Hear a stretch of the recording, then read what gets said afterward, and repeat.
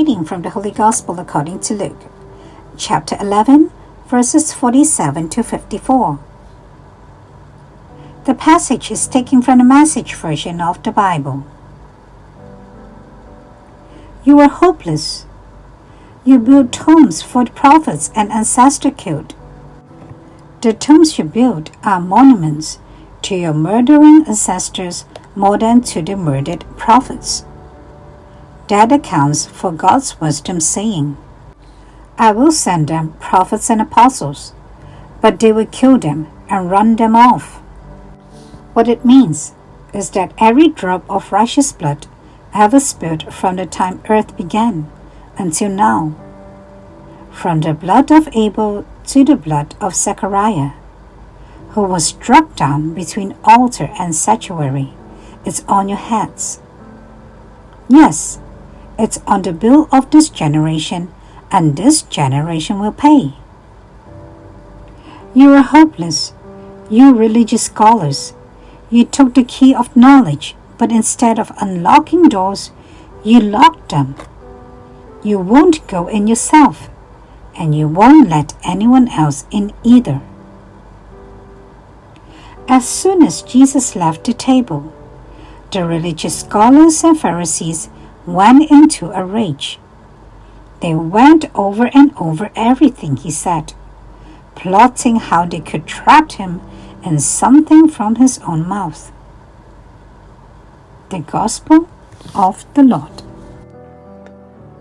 Good morning. Welcome to Coffee with God, and I am Father Joseph Matthew. Today, on the 16th of October, we reflect on the Holy Gospel according to St. Luke, chapter 11, verses 47 to 54.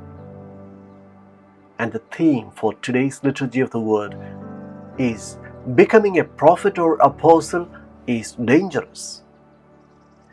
Today, Jesus speaks strongly against those who build memorials for prophets, while at the same time rejecting their message.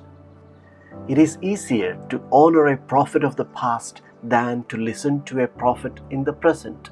Why? Because real prophets unsettle us. They reveal our arrogance and call us to change. People often use three weapons against the prophets. The first is ridicule. We mock or belittle the person who challenges us. The second is disregard. We simply ignore them, close our ears, and dismiss the message. The third is superiority.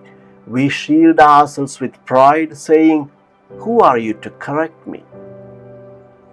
But when we act like this, we close ourselves in a bubble and miss God's invitation to conversion. Jesus reminds us that every generation will be held accountable. Our words and actions matter. We cannot just wash our hands like Pilate.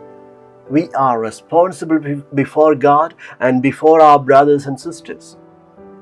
It is good to ask, what mistakes have I ignored or refused to own? Today the Lord calls us to put aside ego and arrogance and to rediscover His merciful heart, which makes us new. Finally, Jesus warns against blocking the way for others.